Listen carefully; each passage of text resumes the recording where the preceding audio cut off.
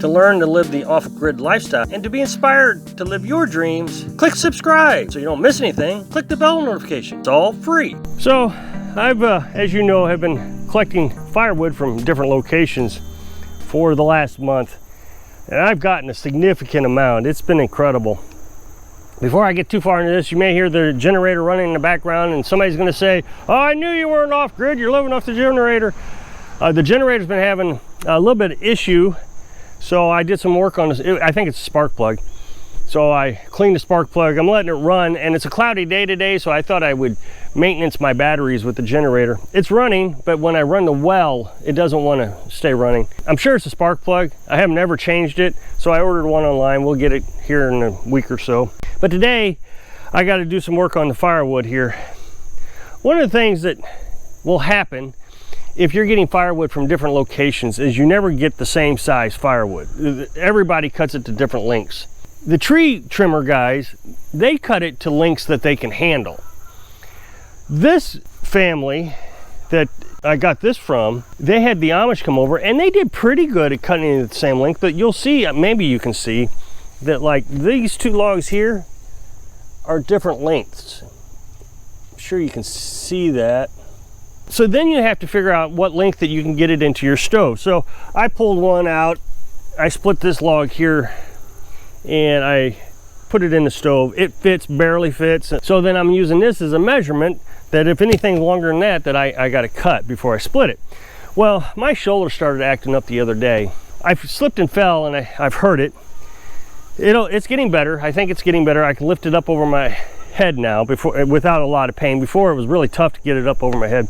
I decided I'm going to buy an electric log splitter. I can run it off the solar panels. I can run it off the generator. So that gives me a lot of flexibility. For example, if I need to go to a different location to split wood, I can take the electric log splitter with me, throw it in the back truck, it's not that heavy. Take the generator with me, and I can split the firewood. I'm quite satisfied with the tonnage that the electric one's gonna give me. And the thing is I can run it off the solar panels. I think that's the biggest deal. It makes me more off-grid. I'm criticized a lot that I don't live off-grid. You know, I got the lawnmower and I still use propane to cook with and just different things. So, you know, trying to limit the amount of things that I have to buy to be on grid, and having an electric splitter is the way to go, in my mind. The problem is the electric splitter has a 17-inch slide. So many of these are much longer than 17 inches. Some of them are almost 2 feet. So I'm just going to cut these in half. That'll give me about a foot. The biggest problem is when you have to stack this, you just get all kinds of different sizes. So here's a good example of different sizes. You'll see here, I got this from across the street of the people that I got this stuff from. And you can see that it's massively different size. So stacking it becomes a very big challenge. You gotta be careful when you stack it because it can fall over. So what I do is I stack 2 stacks. You can see 2 stacks here. And I try to lean them in on each other. Otherwise, you're gonna get a little bit of flexing and different wind. And so when you lean them in on each other like this, it keeps it from falling over. Although it still has fallen over on me several times. So I'm gonna get the chainsaw out. I'm gonna start cutting this.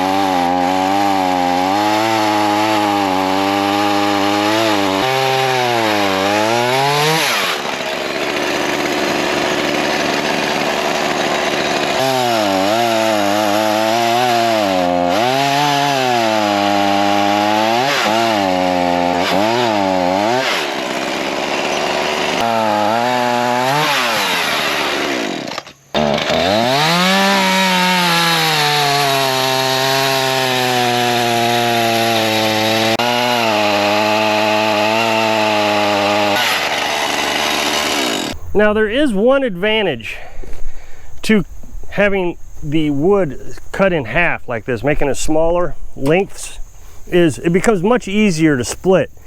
Now I know I told you I got a sore arm, but I wanted to demonstrate how easy this is. Now of course this will probably make a liar out of me. I just split this one here with one swing. Now I've said this before, when you split, you always want to split on the edges. You want to split over here and you'll get a little crack, and then you'll split over here, and that should finish it. Never split in the middle.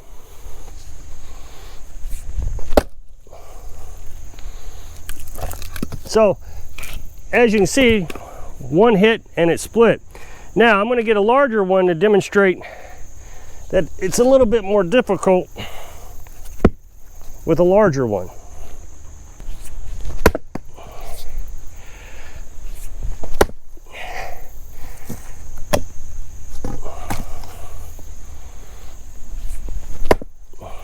So as you can see, I can't even get this one to go.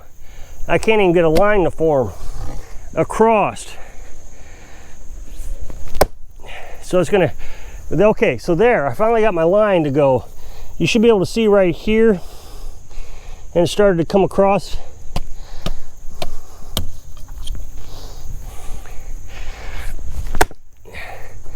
That broke it right there. So having these longer lengths is harder to split.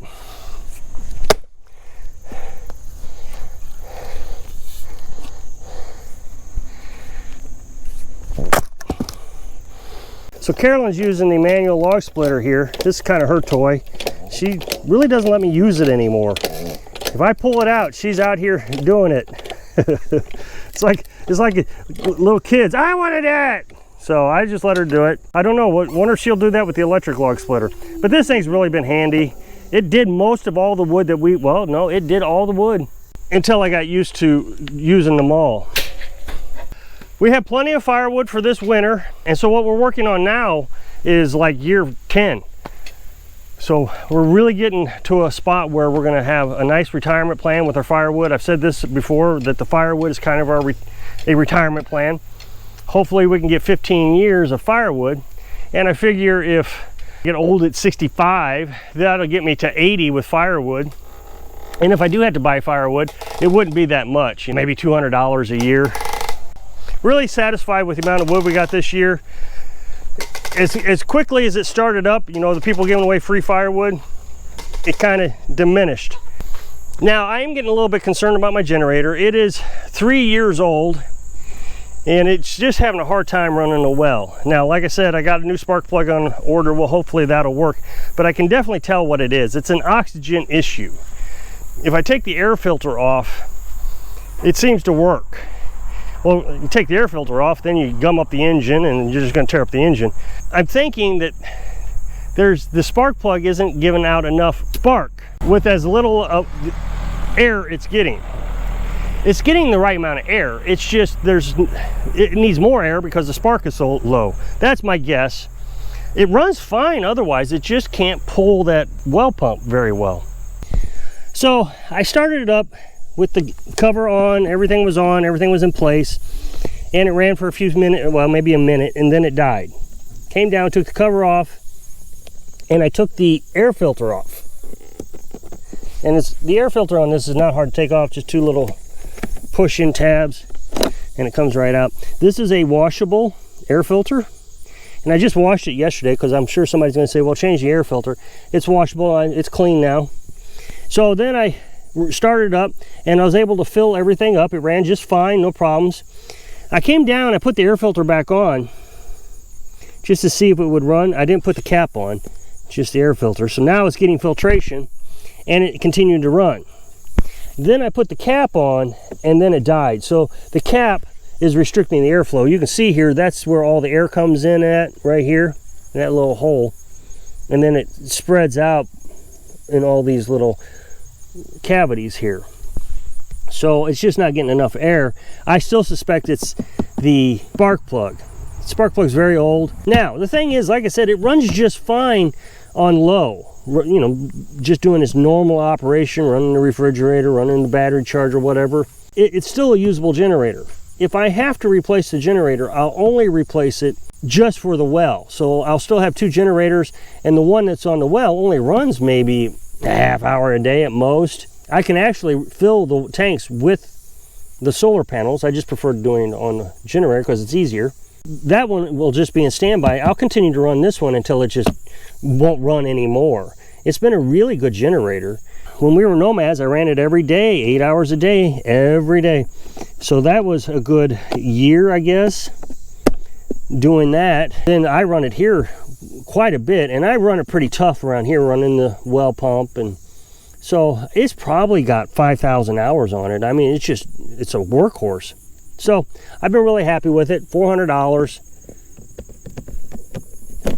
And you can pick them up at the Tractor Supply store. They're all over the place. So the meat chickens are going to be 9 weeks old tomorrow. So next week they'll be 10 weeks old.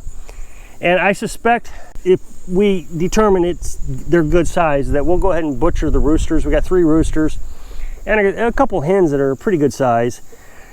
They're supposed to be butchered anywhere from 8 to 10 weeks. But as I've mentioned before, we only got 3 roosters. What's the odds in that? You get 28 chickens and all of them are hens except 3. The roosters, of course, are much bigger than the hens. So our plan was to butcher the roosters at 8 weeks, and then at 10 weeks butcher some hens, and then at 12 weeks we could butcher the rest of them. It didn't work out that way, so there's gonna be a lot of butchering going on pretty quick. I can 6 chickens at a time, I think. We got the 2 canners, and we got 2 pots that we can cook them in. You figure you butcher them one day, you let them set overnight, you can them, and then the next day you would do it again. So you might be able to get 12 chickens a week is what I'm kind of thinking. We got 23 chickens. That would give us 2 weeks of butchering. So I hope I can inspire you to get enthused for the next season when you're living your dream. Thanks for watching.